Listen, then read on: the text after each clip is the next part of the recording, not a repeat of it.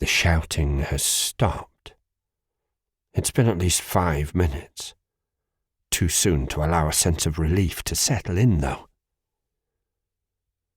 Hopping off her bed, she crosses the short distance between it and the rear-facing bedroom window, gently easing the net curtain aside to improve her view, but careful to stand back and keep out of sight. Daft, really, seeing as this is her bedroom and the only person who would be moving the curtain would be herself. The gentle breeze passing through the cracked window whistles momentarily. Glancing at her bedroom door, the chair still wedged underneath the handle to prevent anyone from entering unbidden, she feels safe. He is there, standing in the garden in the sunshine, hands on his hips, a look of mild consternation on his face.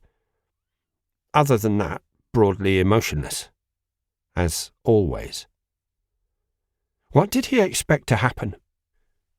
It was like watching a living statue, but one so beleaguered that it wished to decay, collapse and disappear from existence, like many of those depicted in the books he loved to read, fascinated by life as it was several thousand years ago, but far less interested in what was happening in front of his eyes. There's the shouting again. A scream and a crash. He flinches. The statue actually flinches. A positive sign? Perhaps. Locking her in the orangery probably wasn't a good idea. Another pane shatters and a wrought iron chair clatters to the patio.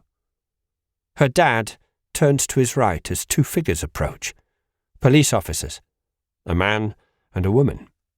She is a fair bit shorter than him, blonde hair tied into a ponytail beneath her funny little hat at the nape of her neck. They glance nervously towards the orangery, taking in the situation. Dad looks apologetic, like butter wouldn't melt. Mind you, he's probably at a loss at how to explain this one. Then again, he is a man skilled at fashioning excuses to explain away all manner of bumps, bruises, and random injuries, all seemingly occurring through unfortunate and unavoidable mishap. Even the school seemed to buy into his nonsense. He's plausible, if nothing else. One of the officers is walking away from her dad now, a large walkie-talkie pressed to her lips. The other one is still standing with him. I wonder who called them. It wouldn't have been him, that's for certain.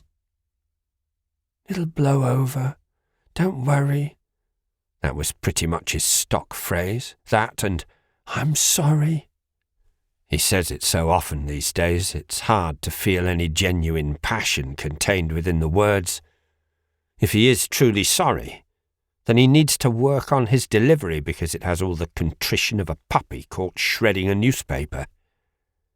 The puppy couldn't stay either. Too much work on top of everything else we have going on, he said. The policeman moves towards the orangery, ducking as something's thrown at him. I can't see her, though. I hope she's all right. One of these days she won't be, and what will we do then?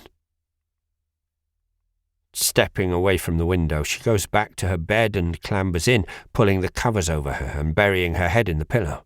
The screaming has started again. It will last for hours. It always lasts for hours. The fear of what might happen to her mum is followed by a selfish thought, one that makes her feel guilty the moment it pops into her head. She always feels bad when her subconscious throws it at her, but it is a concern repeatedly raised. This is my future, and I don't want it. But how can I get out? She draws the covers overhead, trying to drown out the screams from the garden. It makes little difference. It never does.